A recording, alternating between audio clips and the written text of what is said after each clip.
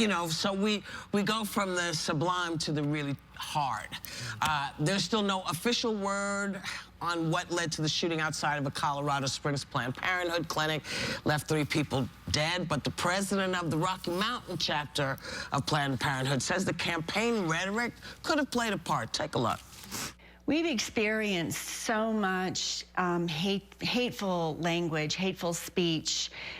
Such a negative environment has been created around the work that Planned Parenthood does, around the idea of safe and legal abortion. And we've seen that across the country from all sorts of speakers in the last few months. I can't believe that this isn't contributing to some folks, mentally unwell or not, thinking that it's okay to target Planned Parenthood or to target abortion providers.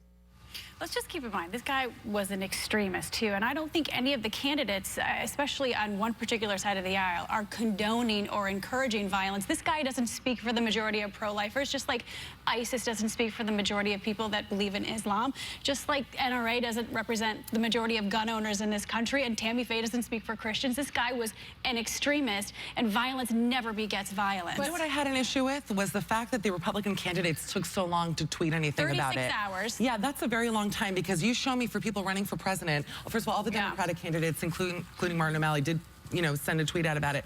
But you show me another shooting anywhere where they would have taken 36 hours to comment just saying our thoughts are with the families or anything. That silence killed me, and I think it's wrong. I think that's a fair point. And I mean, you know, I'm pro-life, and for some people that's a dirty word, but that's my belief.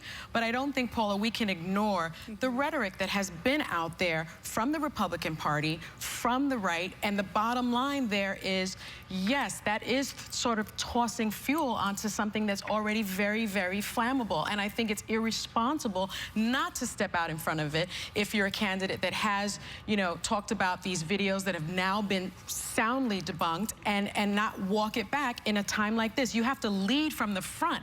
And I was very surprised that they took 36 hours to talk about this. If you are a leader, then you meet it head on. And I don't think it's fair to just sort of say, well, I'm pro-life, but, you know, this guy is just sort of on the fringe. Bottom line is there was a lot of rhetoric out there, and people need to, you know, be more accountable for what comes out of their mouth. That's true. That's a good point. And abortion is still legal in this country, so we should also keep that in mind, that, you know. I think it was unfortunate that they didn't respond quickly, but I find that I get frustrated with Twitter and the reaction that everyone has that we need to post immediately.